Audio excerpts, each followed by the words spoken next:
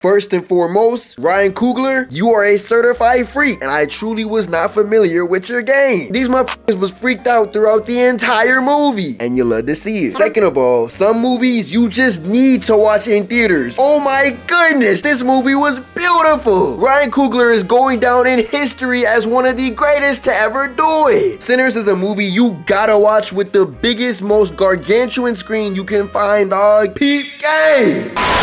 There's no other way to describe Sinners than straight peak. Peak characters, peak storytelling, peak music, oh my goodness, peak cinematography, holy. I wish I watched this movie in IMAX so bad, because apparently that's like the most optimal way to watch it. On some GameCube controller with smash or fight stick type timing. The aspect ratio of the movie changing multiple times throughout the whole thing was such a fire detail I ain't even noticed the first time. But let me not get ahead of myself, you found me? Slow down a little bit. Character is everything when it comes to storytelling. Character is what draws us in the first place, and the first ones to immediately do that are of course the Smokestack twins. This movie is definitely not the first time one actor has played twins before, but I don't know bruh, I was still just awestruck at how the this was even possible in the first place. Michael B. Jordan, snap dog. Smoke and Stack feel like two completely different people with different temperaments and ways of thinking. Literally everything down to their resting faces and idle animations is different. Stack is more free and loose, while Smoke is guarded and almighty serious. Also, little tiny details in how they dress tell you so many subtle things about their personalities and their characters in general, bruh. Fine. Smoke is the older twin, and his clothes literally make him look physically bigger. Plus, he got the old head hat of doom. Meanwhile, Stack fresh to death with the almighty Homburg and way more gold accents in his fit. Smoke has no exposed jewelry aside from the grill in his mouth, but even that's closer to the side of his teeth, while Stack has one covering one of his front teeth. Stack feels like more of like a showman type, more of a grand. There's a word I'm looking for, I'm not gonna find it, but Stack feels more.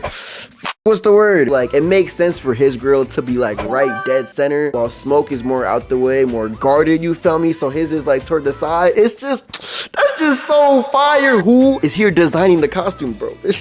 It's fire. Little shit like that makes you realize every single part of a story, a great one at least, is intentional and serves the world that's being built here. They are both still some mobster ass niggas though, so when it's time to put their minds together to get slimy, these motherfuckers get slimy. Smoke seems kind of scary compared to his brother, but when you see how he interacts with regular people, you realize he's really just stern as hell, but he still cares about people in his community. Like when he's teaching that little girl how to negotiate and bargain, he's really just putting her on game. But the real MVP of this movie has gotta be Annie the Go! Wunmi Mosaku, you are on some legend shit. Without her, these motherfuckers would've got boomed off screen in World War I or Chicago, not gonna lie. Also, I forgot to mention, but spoiler warning for Sinners, if you haven't seen the movie, you should go watch it. You really need to watch this movie. Annie was the spiritual one on the team who really is the reason anybody made it out of this whole shit alive. Granted, it wasn't that many, but you feel me, she still carried. She was really moving like the mage in the party, or a Hall of Fame support on the team. Smoke most definitely would've lived if he ain't take off Annie's protection necklace, and it felt like him accepting this as his last stand. It kept him and Stack safe for so long, and now that he truly lost everything, it's like, damn.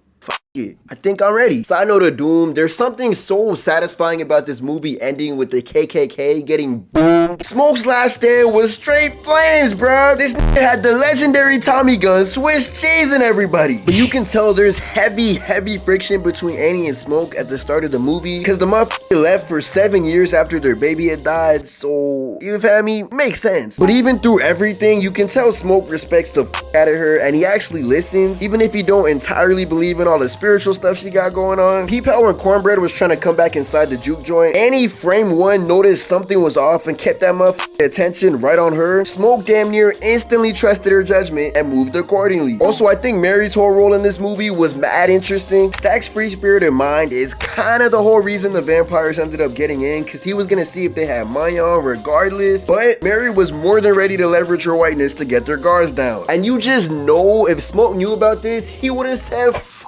no. It kind of feel like Stack and Mary are like the ultimate risk takers as a team. I mean, their entire relationship was the biggest risk in the known universe. Also, bruh, I am never watching more than one teaser for any movie ever again. There was so much that got spoiled because of these damn trailers. Why? Bro, Mary and Stack were vampires as in those trailers, and neither of those things happened till like late in this movie. The moment Mary first popped up on the screen and there was a little mini jump scare, I thought she was already a vampire because of those trailers. Sammy was of course the real goat of this movie too though. Come on! Preacher boy, stand up! This nigga's superpower is being a god tier musician. When he interacts with the twins, it genuinely feel like some little bro shit. Like it's his first time experiencing all of this and he's just in awe of everything, bruh. It's a beautiful thing. And that sequence with his performance through time was Hall of Fame. Oh my goodness. Ryan Coogler, Ludwig Göransson, nigga, everybody involved in this went dummy. I dead thought Sammy accidentally set the whole place on fire with his mystical music abilities for a sec, but you know, not that type of movie, except the vampires. Speaking of vampires, Remick was a demon, bruh. I swear this nigga was moving on some Majin shit. Thematically, he is the perfect villain for this movie, bruh. Ryan Coogler, I'm knowing, bruh. I'm knowing. He's Irish as hell and his people were oppressed and pushed out of their land, and now he's trying to do the same shit and he don't even realize. I had no idea a lot of vampires in fiction need permission to enter rooms. Like, I truly thought that this was like a new rule created for the movie. The gothic type aesthetic vampires got going on was always cool as hell, but I like how different shit felt in this movie. When you think about it though, low key, they really were on some Majin shit. They weren't possessed. Like, they still retained their personality. It just got warped a little bit. It almost feels like Remick is using his desire to be with his people again as a guise for really just wanting to bite the fuck out niggas. Cause why did Mary go, "We gonna kill all of you," before running away at full speed? I'm sure there actually is some truth to his motives. I mean, he really was probably lying to himself a little bit. Also, shout out to Native American vampire hunters for being some of the realest motherfuckers in the whole movie. They offered help. The racist clan members were like, "Hell no." They said, "I bet," and then dipped off, never to be seen again for the entire movie. They saw the sun going down. They said, "For sure."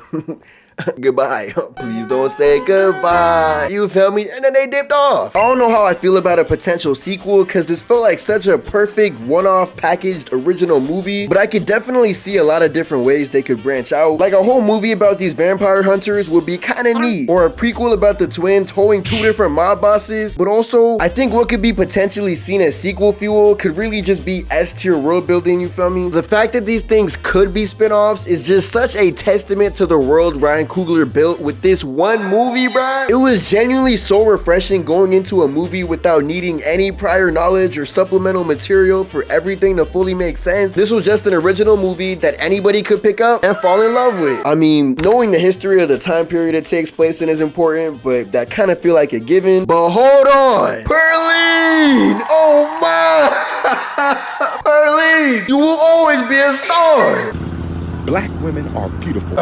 My bad. But Perline was fire. It's actually really beautiful. He named his club after her 60 years later. And bro, Grace might have hold everybody by literally inviting the vampires in. But hey, can't really blame her. Like, they probably weren't actually gonna go into town and turn her daughter into a vampire because they really wanted Sammy. But why would she personally take that risk? I don't have kids of my own, but just like putting yourself in the mind of somebody with kids. Maybe you got kids, you feel me? Look, do you want to take that chance? Are you comfortable with taking that chance? Sinners did make me think about some saucy ass vampires in fiction, bruh. Shout out Marceline, the god, Blade, the goat, the million different Alucards out there, and I almost forgot Dio f***ing Brando, etc, etc. Shout out Edward, Mr. Wayne, sir. Hey, you know what? Vampires are pretty cool. Ryan Coogler really is such a beast in the art of movie making. Holy shit. I gotta watch Fruitvale Station, dog. I need to see where Coogler came from as a writer and a director, because this movie was just phenomenal, gang. And people talk about Fruitvale like it's a cult classic, so I'm sure it's gonna be some heat. This movie has something really interesting to say about organized religion, and I think what's really cool about it is that it can be read in a lot of different ways. That in itself could be a whole other video, but then I'd have to get into my video essay bag, and I don't know if I got that in me. Making a 40-minute video would absolutely fry me, but for sinners, who knows? JK, I'm not making no damn 40-minute video.